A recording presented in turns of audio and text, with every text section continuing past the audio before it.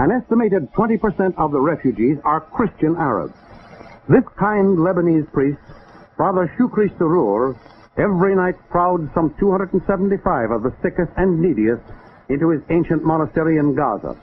In the cells, the corridors, the cellars, so they at least will sleep safely under the protection of a roof. 40 years a priest in Jerusalem, he did not desert his people in their hour of distress. He borrowed seeds for them to plant and raise their own vegetables. The unyielding desert sand inside his monastery walls slowly became gardens supplying greens at least for the children. For their clothes, for spiritual consolation, for all that has enabled them to survive these dreary months, they have had to turn to Father Surur, whose name has become a symbol of hope to Christian and Muslim refugees alike. For these youngsters, Father Surur's words are a message of comfort, a promise that tomorrow will not be as bleak as today and yesterday. All through the barren Palestinian hills along the road leading to Arab Jerusalem and Bethlehem, one finds isolated refugee groups. Some of them hide deep in olive groves, which date back to biblical days. The population of the little town of Bethlehem has been swollen by 43,000 refugees who formerly lived in Jaffa, Haifa, and other cities to the north. The Church of the Nativity is but a short distance from two large refugee camps whose occupants are as poverty-stricken and helpless as those in desert camps. Many are families whose pride compels them to seek their own salvation rather than turn to relief authorities for the assistance which all so badly need. With no work available, they have a heavy drain on the city's inhabitants and its economy. This is the Church of all nations. Not far from it is an outstanding example that the spirit of charity still lives. This building is the Dar el Tipple Orphanage for homeless Arab refugee children. For 300 years it had been the ancestral home of Miss Hind Husseini, an Arab lady whose name is as renowned in the Near East as that of Father Surur's for her humanitarian activities on behalf of her stricken people. She converted her home into a temporary sanctuary for 125 boys and girls, both Muslim and Christian. And to them all, she is mother, father, teacher, and provider. One of Miss Husseini's first steps was to provide schooling for those whose education was interrupted. Like all little girls, they are quickly adaptable to schooling, eager to learn, quick in languages, including English. But Arabic is their native language, and its mastery is the first requirement. Such school essentials as books, blackboards, pencils, and paper long were unobtainable until Miss Husseini appealed to Arab governments for what they could spare. The boys are not as keen on schooling. Naturally, they would much prefer to work in the garden. Already at their tender age, they've learned that green vegetables are essential if they and their sister orphans are to grow strong. Of all the thousands of refugee boys, these few are the only ones who have the facilities and desire to play like normal youngsters.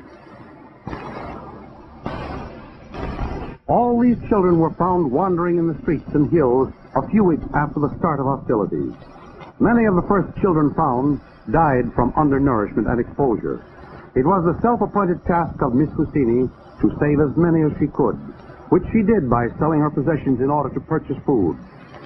From emaciated toddlers, owing to her care, they became perhaps the healthiest of all the refugee children. Many of their parents were killed in the fighting, and identification of the children has only been recently established. Some have brothers and sisters in other camps, but reunion is not possible under present conditions. With the innocence of youth, they don't grasp the full import of their plight. They know nothing of the 450,000 other children under the ages of 18 who sleep on sand, under tents, or tar paper or tin. You can see that this youngster is the pet of the orphans. There are no toys for them to play with, so after all, children are the same the world over. They have to be kept amused. This one's just sleepy. It's time for his afternoon nap. In fact, it's time for everyone to nap. They sleep 2 to a cot, 30 or 40 to a room, but they have a roof over their heads and are a lot more secure than if they were sleeping in tents out in the desert. While the children sleep, the older women refugees have work to do. Dresses, shirts, trousers to make, not just for the tiny group at the orphanage, but for hundreds, thousands, Yes, for hundreds of thousands of others less fortunate. They keep working as long as the cloth holds out. When it's gone, they go right on patching and altering until a new supply can be made available. Many a flour bag has done yeoman service as a little dress, and it's one that was highly prized by its owner. It's a never-ending job to keep 250,000 children clothed and warm. By the very thought of the task of getting one dress or one suit for 250,000 children is a frightening one. It would be a big job to buy such a tremendous quantity, even if one had the money. But these patient people go about the task of making these things with their own meager resources. They have a feeling that someday, somehow, the world will take note of their plight and lend to that struggle some kind of helping hand to ease their back-breaking burdens. However, there is some satisfaction. A job is well rewarded when a child can shed his ragged garments for something new. Inside the walls of the old city of Jerusalem, the refugees labor feverishly in their tiny shops to fill other great needs. The younger apprentices learn quickly from the older men. A shop like this, for example, can now turn out 50 pair of shoes a month. It's only a drop in the bucket in view of the many who have no foot covering whatever, but nevertheless it's a valuable drop. In the Near East, metal workers have always enjoyed prestige. However, these artisans are reduced to working in second-hand tin. That's all that's available.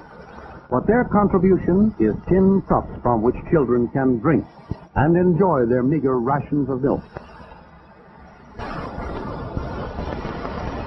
Skilled woodworkers are woefully handicapped by shortages of material.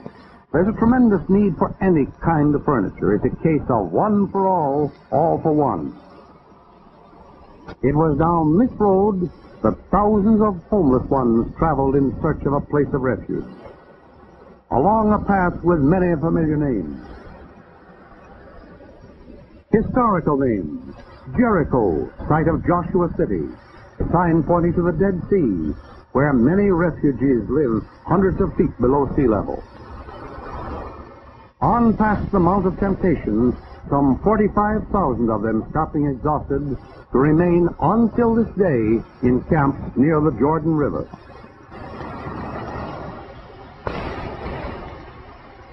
"45 miles beyond the Jordan Valley is Amman, capital of Hashemite Jordan, whose population the refugees doubled within a few weeks. The United Nations chose Amman as the main supply center east of Jerusalem.